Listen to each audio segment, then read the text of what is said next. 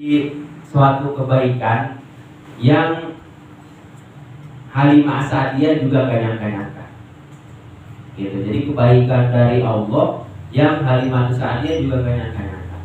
Karena apa ya? Karena dari satu-satunya anak ini tinggal sisa anak ini doang yang dipanggil, nanti bakal bawa keberkahan yang sangat banyak buat keluarganya Halimah Sa'diyah.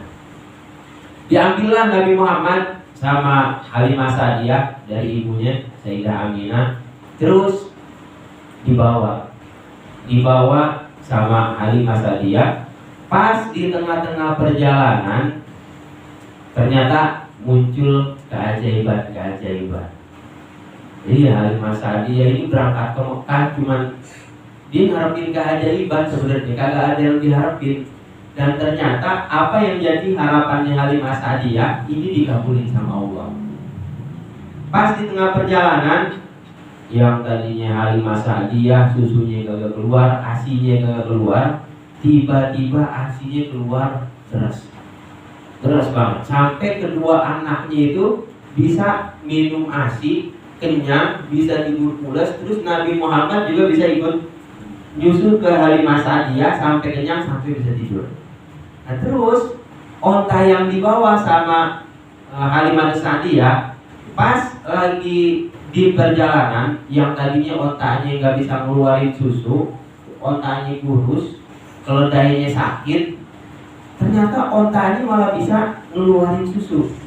Pas di tengah perjalanan, pas lagi mau balik ke kampungnya itu, ontanya bisa ngeluarin susu, sampai bisa diperah buat dijadiin bekal pulang ke kampung, bekal di perjalanan.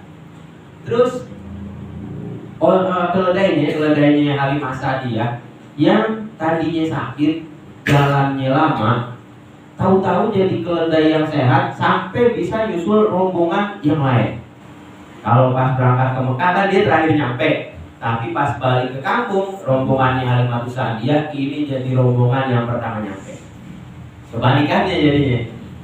Iya, datangnya telat tapi pulangnya paling awal, paling cepat, paling pertama nyampe, dan ngalahin onta-onta merah yang dipunyai suku Bani Sa'd.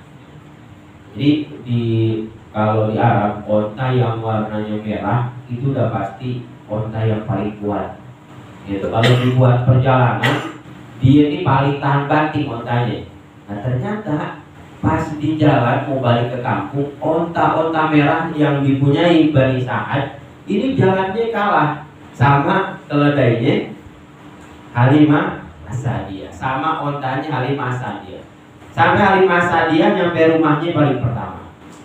Terus pas sampai rumahnya, Halimah Sa'diyah ini punya beberapa kambing.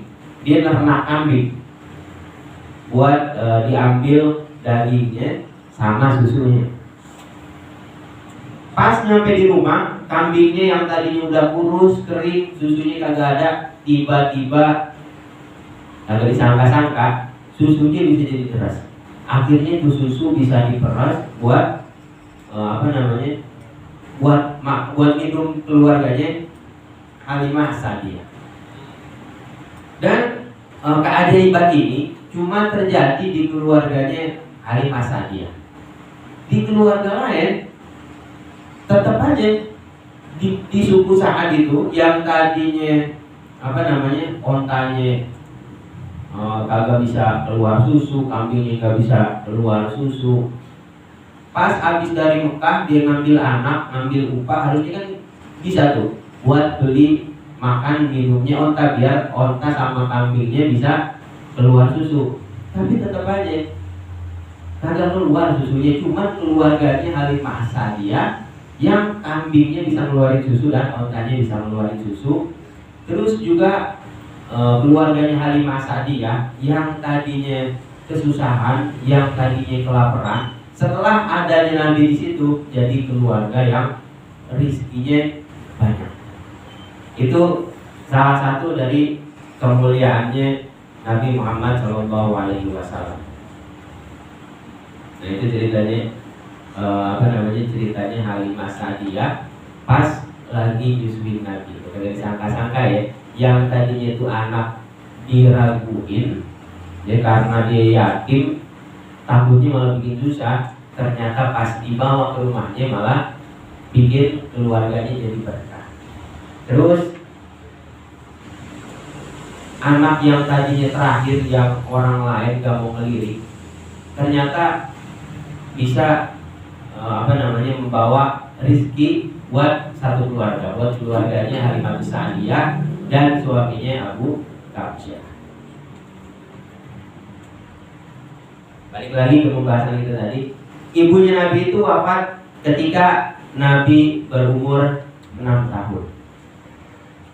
Wahya raji'atun ilal Madinati, dan waktu itu ketika ibunya Nabi wafat, Nabi sama ibunya terus sama budak ayahnya Ummu Aiman itu habis balik dari Madinah. Jadi Nabi diajak sama ibunya buat ziarah ke makam bapaknya Sayyid Abdullah, karena kan Abdullah ini makamnya ada di kota Madinah.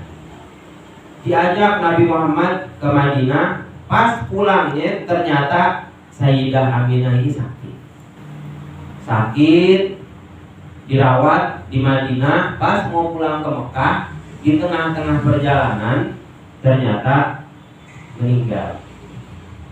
Waqad dhahabat ilal Madinati li ziyarati qabri abihi, dan Nabi beserta ibunya Sayyidah Aminah pergi ke Madinah, tujuannya itu untuk berziarah ke kubur bapaknya. Jadi ziarah kubur emang dari zamannya Nabi kecil, ya dari zamannya Sayyidah Aminah udah dilakuin. Cuma sekarang doang banyak yang bilang ziarah kubur bid'ah, kagak boleh. Kalau ziarah kubur nanti kita masuk neraka.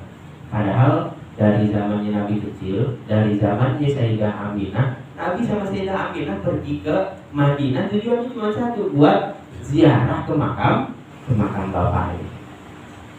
Yang ngomong gila kurang ngaji sebenarnya kali, kurang belajar sirah nabawiyah.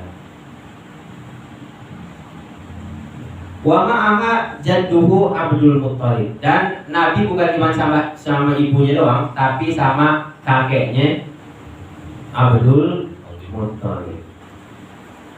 Tapi nama aslinya Abdul Muttalib, nama aslinya Syaibah, julukannya Abdul Muttalib.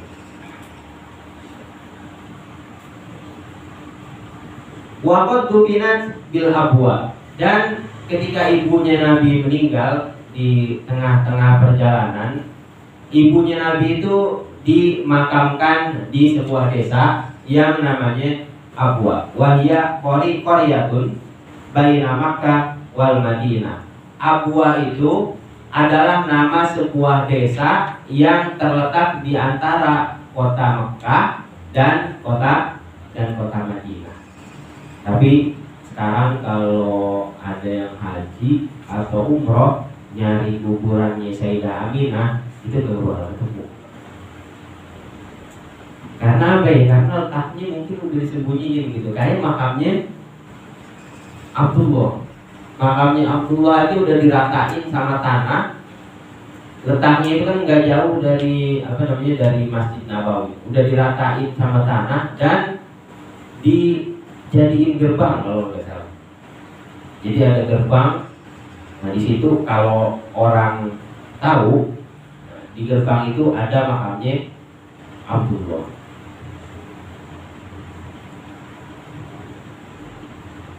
Fahadonathu Ummu Aiman khadimatu abihi Abdillah. Nah setelah ibunya Nabi wafat dan Nabi kembali ke Mekah bersama kakeknya Abdul Muttalib, setelah itu yang merawat Nabi adalah Ummu Aiman, namanya Ummu Aiman. Ummu Aiman ini khadimatu abihi Abdillah, yang jadi pelayannya Abdullah, bapaknya Nabi. Jadi bapaknya Nabi meninggal enggak ninggalin warisan, tapi ninggalin budak yang namanya Ummu Aiman.